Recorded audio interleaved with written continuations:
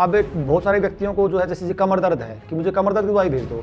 अब कमर दर्द जो है वो 15-20 से हो सकता है। मान लीजिए एक महिला को कमर दर्द है, उसको वाइट डिस्चार्ज की वजह से हो सकता है।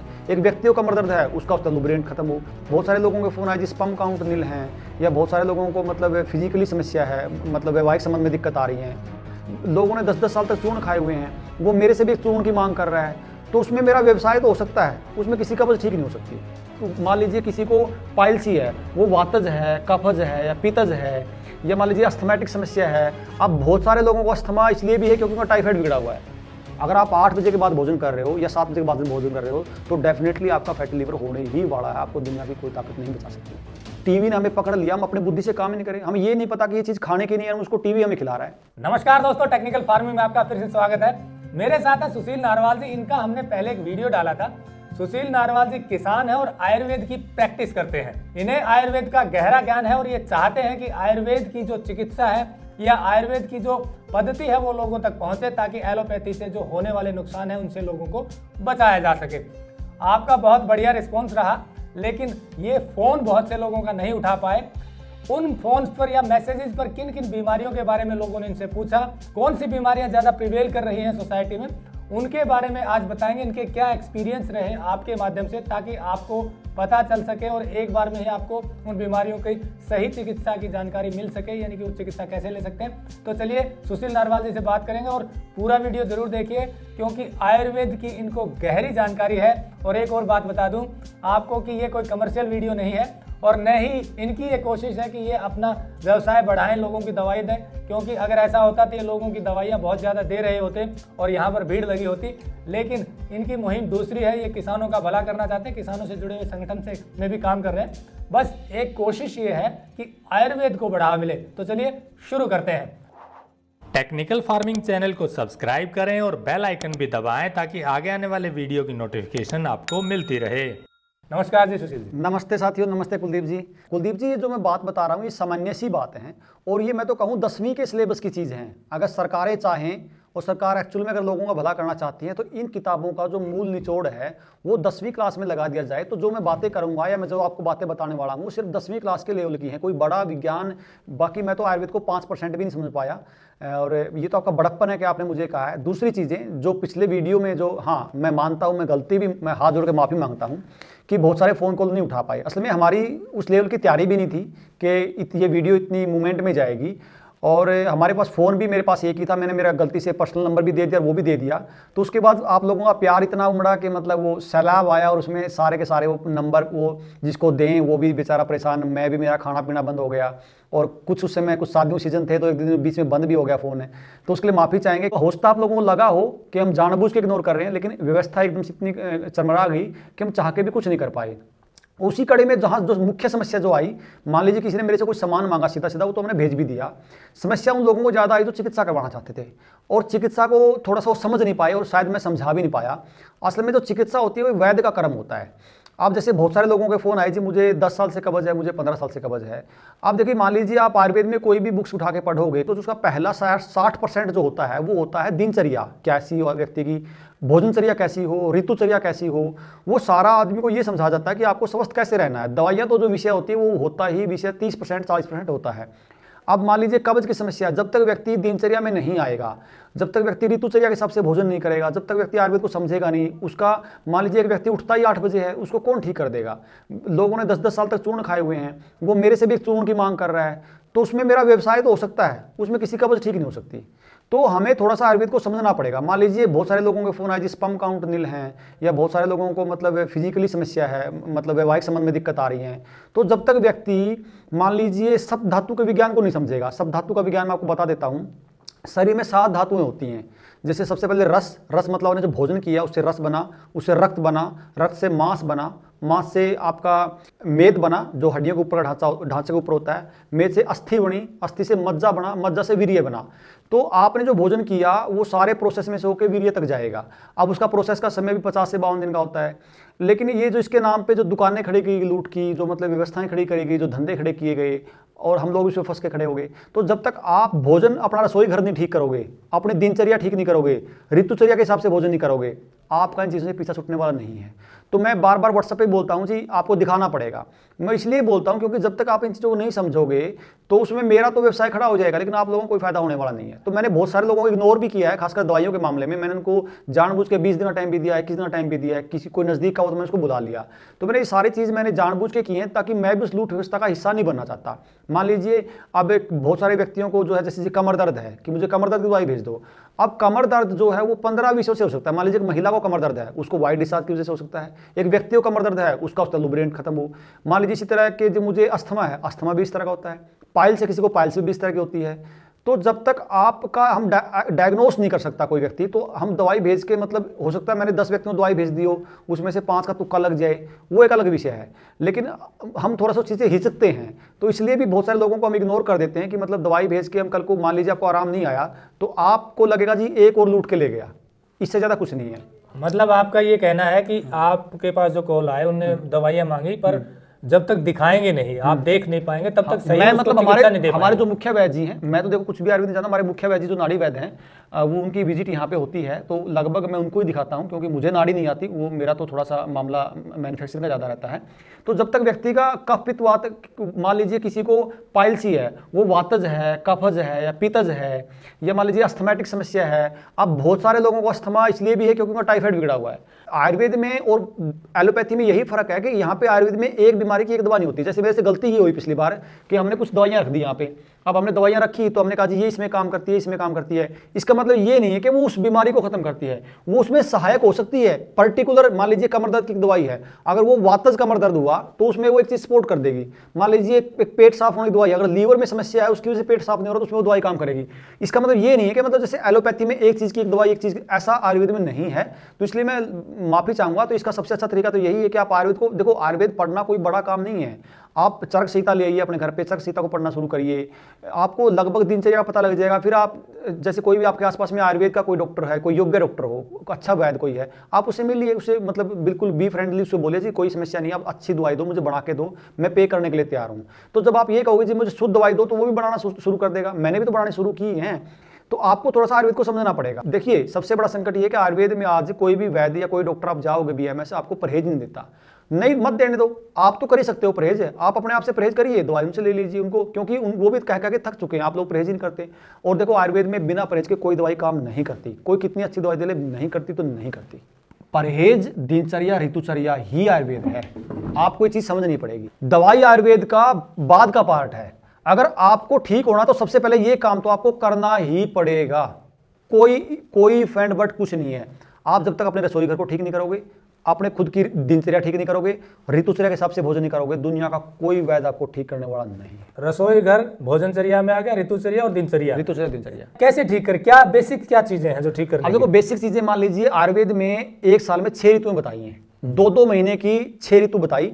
जैसे अभी चल रहा है शिशिर, हेमंत चला, हेमंत लगभग जाने वाला, शिशिर आ गया है, लगभग शुरू हो गया है। ये 4 महीने बताई, ये बताई आयुर्वेद में सबसे मौज लेने के, खाओ पियो मौज लो। कोई लगभग बीमारी इसमें नहीं आती। ये जो थोड़ा बहुत बुखार वगैरह आता है, ये मारक नहीं होता, ये ना मारने वाला होता है। ये अपने आप से, ये थोड़ा बहुत आप काढ़ा वगैरह जो भी लोगे ये ठीक हो जाता है। ये बहुत मजेदार ऋतु होती है, इसको ऋतुओं का राजा कहा गया है। इससे अगली ऋतु आएगी वसंत ऋतु, वसंत के बाद ग्रीष्म ऋतु, ग्रीष्म के बाद वर्षा ऋतु, वर्षा के बाद शरद ऋतु। वो जो 4 ऋतु हैं वो बीमार करने वाली होती है। और खासकर जो वसंत आएगी ये बीमारियों का घर होता है, जो अब से मान लीजिए 1.5-2 महीने बाद आएंगी। तो अगर आप पहले ही जान जाओ कि उस ऋतु में आपको क्या खाना क्या छोड़ना, बस हो गई बात खत्म, आप बीमारी नहीं पड़ने वाले। तो वो इसमें मिल जाएगा, वो सारा मिल जाएगा इसमें। चरक संहिता भाग 1 भाग 2, ऋतुचर्या में सब मिल जाएगा। तो वो ऋतुचर्या की बात होगी। इसी तरह आपकी रसोई घर की बात होगी। रसोई घर में देखो, रसोई घर की बात क्या है, आप उस समय तो एल्यूमिनियम नहीं होता था, तो ऋषि चरक ये तो नहीं कहेगा अपने एल्यूमिनियम के बर्तन में भोजन नहीं करना, क्योंकि उसमें उसने बता दिए कि पीतल में भोजन मिट्टी में, पीतल में, उसने सारे बर्तन उन्होंने बता के बुजुर्गों ने दिए। अब हमने पीतल अपना निकाल लिया मतलब हमने पीतल निकाल के बेच खाए। अब एल्यूमिनियम आ गया, एल्यूमिनियम में 3-4-5 तरह की वैरायटी आ गई। अब ये तो कौन बताएगा, तो सामान्य चीज़ है। अब नमक है, नमक की जहाँ बात आती है तो नमक सिर्फ और सिर्फ सेंधा खाना बताया, कहीं कहीं समुद्री नमक का जिक्र बताया, वो भी समुद्री नमक का, रिफाइंड नमक का नहीं, वो भी दवाई के रूप में, खाने के रूप में कहीं भी सेंधा। आजकल मान लीजिए बहुत सारे विषय जो आ रहे हैं ना, बच्चों के चश्मों के आ रहे हैं। एक तो ऑनलाइन क्लास चल रही है, अब वो जब बात करते हैं नमक, आप सफ़ेद रिफाइंड खा रहे हो, ऊपर से आप ऑनलाइन काम कर रहे हो, तो आँख तो जानी ही जानी है। लगभग अब ये मान के चलिए कि 50% बच्चों की आँख खराब हो चुकी हैं।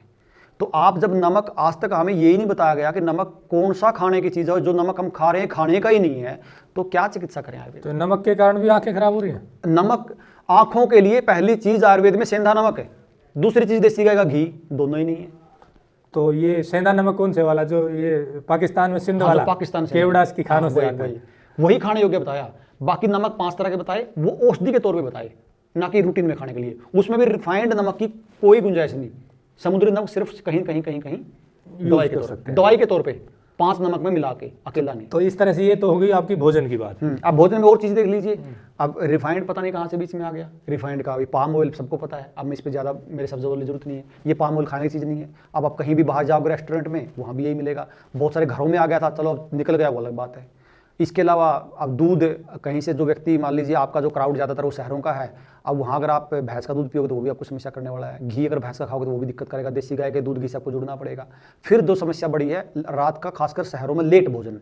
ज़्यादातर जो कुलदीप जी फैटी लीवर की जो समस्या आ रही है वो आ रही है लेट भोजन की वजह से। अगर आप 8 बजे के बाद भोजन कर रहे हो या 7 बजे के बाद भोजन कर रहे हो तो डेफिनेटली आपका फैटी लीवर होने ही वाला है। आपको दुनिया की कोई ताकत नहीं बचा सकती, क्योंकि आपको भोजन का जो नियम है सूर्यास्त तक का ही नियम है। तो ये चीज़ें जब तक आप ठीक नहीं करोगे, अब इसमें छोटी छोटी चीज़ें बहुत सारी हैं। मान लीजिए टूथपेस्ट है, अब बहुत सारे कहते हैं जी टूथपेस्ट के बिना कैसे काम चलेगा। मैं उनको एक चीज़ बोलता हूँ, मैंने कहा क्या आप टूथपेस्ट खाते हो? कोई पेशेंट आता कई बार, मैं कहा जी टूथपेस्ट बंद कर दो। उसने कहा जी आप कैसी बात कर रहे हो, टूथपेस्ट भी कोई बंद कर दें? मैंने कहा आप टूथपेस्ट खाते हो? उसने कहा नहीं जी, हम क्यों खाएं टूथपेस्ट। मैंने कहा आप एक चीज़ बताओ, जीभ पे अगर सल्फास जो सबसे पॉइजन होता है उसको जीभ पे सिर्फ टच करोगे, उसको फेंक दोगे तो व्यक्ति मर जाएगा। उसने कहा जी मर जाएगा।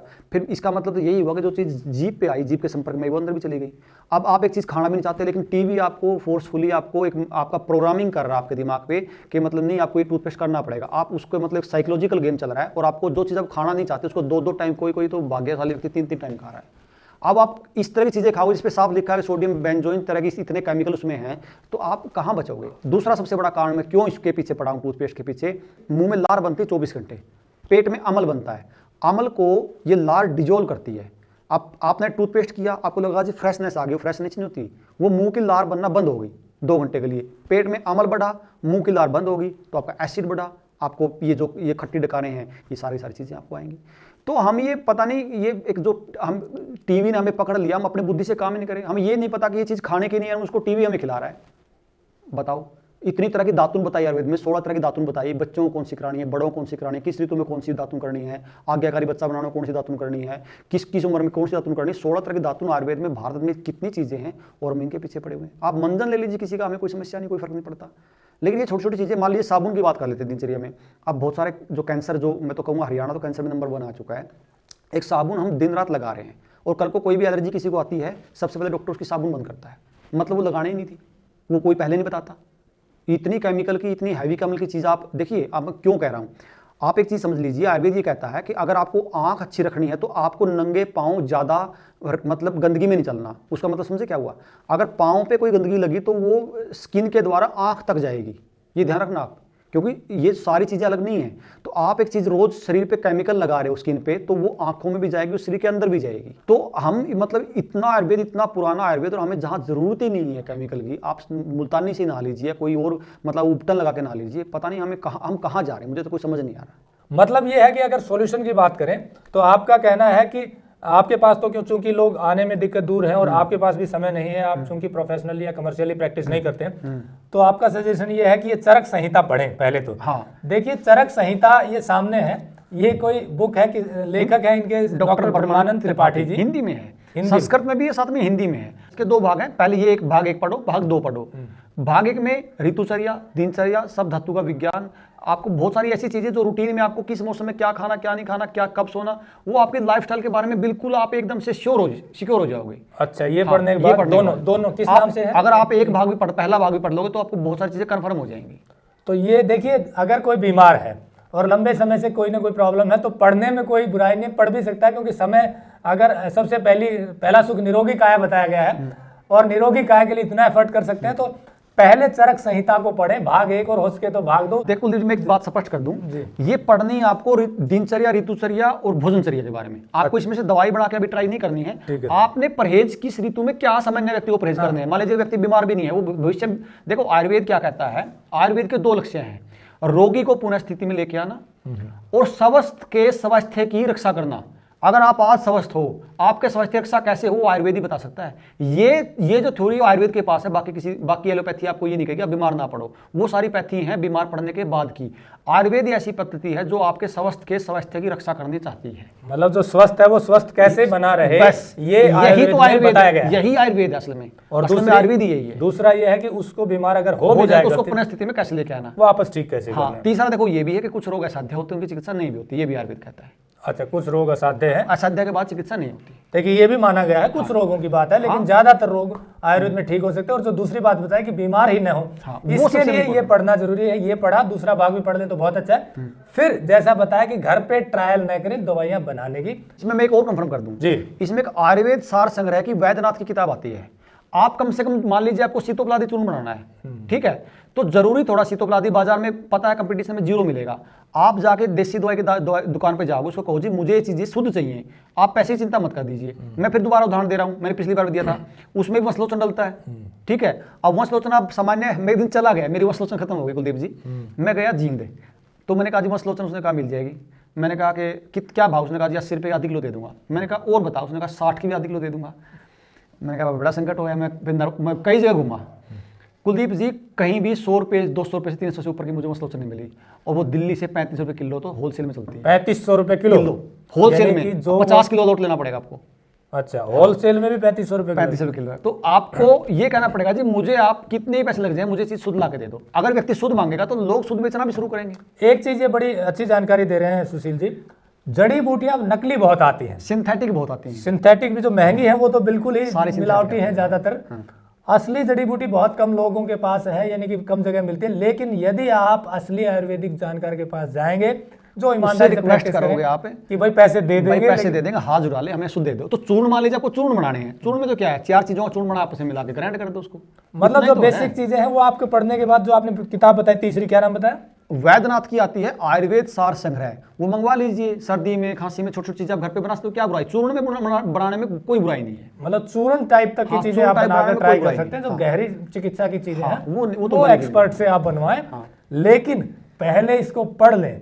बुखार में, हर तरह के बुखार में सुदर्शन चूर्ण काम करता है। सुदर्शन चूर्ण की सारी दवाइयां आपको मिल जाएंगी, उसमें ज्यादातर समस्या भी नहीं आती, वो लगभग ठीक ही होती हैं। आप सबको मिला के घर पे ले आओ, जो लगे जी थोड़ी सी, मतलब उसको ये बोल दो जी मुझे शुद्ध दे दीजिए, पैसे जितने मांगा मैं दे दूंगा ईमानदारी से। एक बार कहोगे, 2 बार कहोगे, व्यक्ति समझ जाएगा इसको अच्छी चीज चाहिए। निष्कर्ष की बात कर लेते हैं तो ये है कि आपको 3 चीज़ों पे ध्यान देना पड़ेगा। जो भी बीमारियों के बारे में बातचीत आई कि आपको सबसे पहले रसोई में अपने भोजन को सुधारना है, फिर आपकी लाइफस्टाइल को सुधारना है, जो आप पूरे दिन क्या क्या गलत चीज़ें खान पान में कहिए या जीवन से जुड़ी हुई चीज़ें हैं, और तीसरा आपको ऋतुचर्या का ज्ञान लेना है। इसमें ना मैं बोलना नहीं चाहता, लंबा हो जाएगा। अब मान लीजिए कोई, मतलब आपके घर में मेहमान आया, उसके लिए भी बिस्किट, और ये पता कि बिस्किट आटे के बनते हैं, और बिस्किट बिना प्रिजर्वेटिव के नहीं बन सकते, इतना हैवी केमिकल होता है उसमें। मतलब हम पूरा दिन, चाहे कोई अपने गेस्ट आए, चाहे हमारे कोई अतिथि आए, हम सब कोई जहर पे लगे हुए हैं। और जो चीनी की तो आपने पहले वीडियो बनाई हुई है, हर घर में, चलो आप तो आपकी वजह से कुछ जागरूकता आई है, लेकिन हम कहीं अगर हम टॉक्सिन लेंगे टीवी देख के खासकर, तो देखो हमारा कुछ नहीं होने वाला। देखिए बहुत अच्छी बात कही है।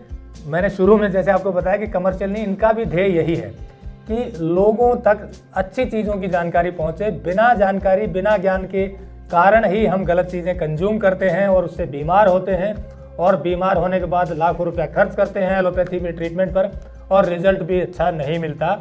इन सब चीज़ों की नौबत ना आए, इसके लिए ये देखिए हमारे सदियों पहले आयुर्वेद में लिखी गई थी, महर्षि चरक द्वारा, चरक संहिता है ये, इसमें पूरा ट्रीटमेंट का लगभग ज्ञान है। पर आप, दिक्कत यह है कि हम चैनल देख लेंगे, आप वीडियो देख लेंगे, लेकिन पढ़ने का आलस्य बहुत हो गया है। अगर आप इसको पढ़ेंगे, कोशिश कीजिए कुछ मुख्य चीज़ों को, तो बहुत लाभ होगा। और अपने आसपास कोई आयुर्वेदिक डॉक्टर ढूंढिए, क्योंकि आयुर्वेदिक सही जानकार अब कम है, पर ढूंढेंगे तो ज़रूर मिल जाएगा। हम भी आपको ऐसे लोगों से मिलवाते हैं। आगे हम आपको एक और वीडियो सुशील जी का दिखाने वाले हैं, वो है ज्वर के बारे में, बुखार के बारे में, क्योंकि आजकल बुखार के बारे में बहुत भ्रम हो गया है और उसका सही ट्रीटमेंट बहुत आसान है। वो क्या है और बुखार से कैसे बच सकते हैं, और जो बीमारी है अभी जो चल रही है उससे कैसे बच सकते हैं, इसकी जानकारी अगले वीडियो में लेंगे। जुड़े रहिए टेक्निकल फार्मिंग से। नमस्कार, जय हिंद। अगर आपको यह वीडियो पसंद आया है तो ज्यादा से ज्यादा लाइक और शेयर जरूर करें। साथ ही चैनल को सब्सक्राइब करना ना भूलें।